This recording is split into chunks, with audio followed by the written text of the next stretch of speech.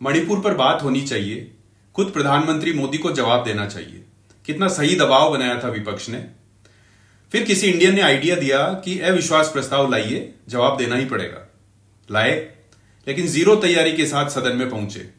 उल्टा मौका दे दिया कि मोदी और शाह ने अपने 9 साल की उपलब्धियां गिन गिन कर बता दी और अगला तीसरा टर्म जब हमारा आएगा तो ये करेंगे, जैसा विश्वास भी जता दिया। संसद में हो रही बहस किसकी पहल पर हो रही है? विपक्ष की पहल पर। किस मुद्दे पर हो रही है? मणिपुर पर। फिर अविश्वास प्रस्ताव पर चल रही बहस में दोनों गायब क्यों हैं? विपक्ष गायब है क्योंकि उसके नेता बिना तैयारी के आकर बैठ गए हैं। पीएम मोदी के संबोधन के दौरान वाकई गायब भी हो गए। तब तक मोदी ने मणिपुर का नाम नहीं लिया था। असल में 1 घंटे का पीएम का संबोधन सुनकर किसी ने टीवी बंद कर दिया हो तो उसे लगेगा कि उन्होंने मणिपुर पर कुछ कहा ही नहीं। इधर नया गठबंधन बनने के बाद तो सारी पार्टियों के दिग्गज नेताओं को तथ्यों और मौजूदा परिस्थितियों पर जोरदार नैरेटिव, आक्रामक पंच लाइनें लाकर सत्ता को घेर लेना चाहिए था। इंडिया का जोरदार आगाज करना चाहिए था। अभी तो ऐसा लग रहा है कि विपक्ष ने 5 राज्यों के चुनाव से कुछ माह पहले सरकार को अपनी उपलब्धियां बताकर सरकार को अपनी उपलब्धियां पूरे देश को बताने के लिए एक खास अवसर दिया है। पीएम मोदी और गृह मंत्री अमित शाह ने यही किया। 5 नहीं 9 साल की उपलब्धियां गिना दी। सारे तथ्य लिखकर लाए।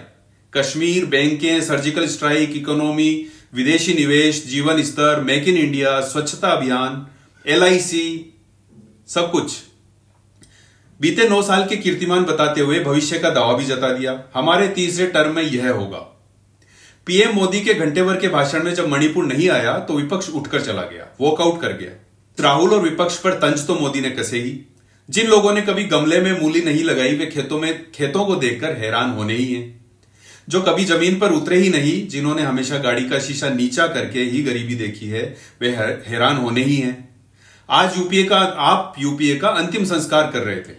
मुझे सहानुभूति जतानी चाहिए थी, लेट हो गया। कारण मैं नहीं हूं। आप अंतिम संस्कार करने के साथ साथ जश्न भी मना रहे थे। खंडहर पर नया प्लास्टर लगाने का जश्न मना रहे थे। अपनी उपलब्धियां बताने का तर्क भी पीएम मोदी ने दिया।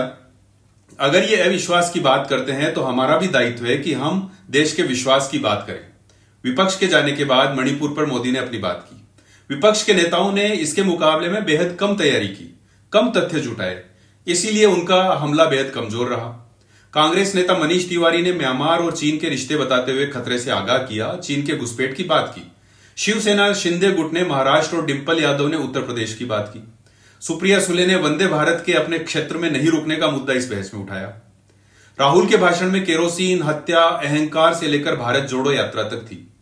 मणिपुर में अपने एक दौरे की एक कहानी भी थी, लेकिन विस्तार से मणिपुर का पूरा दृश्य वे संसद में रख सकते थे।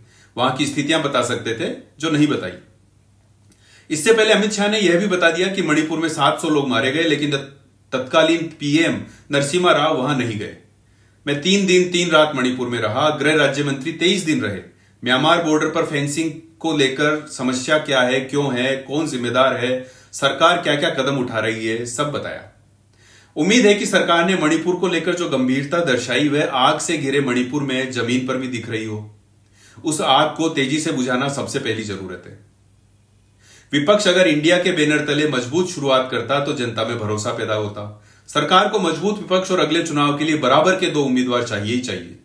एक तरफा व्यवस्था कभी हितकारी नहीं रही है।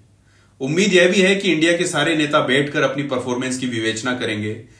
मणिपुर में शांति का सूरज जरूर उगेगा।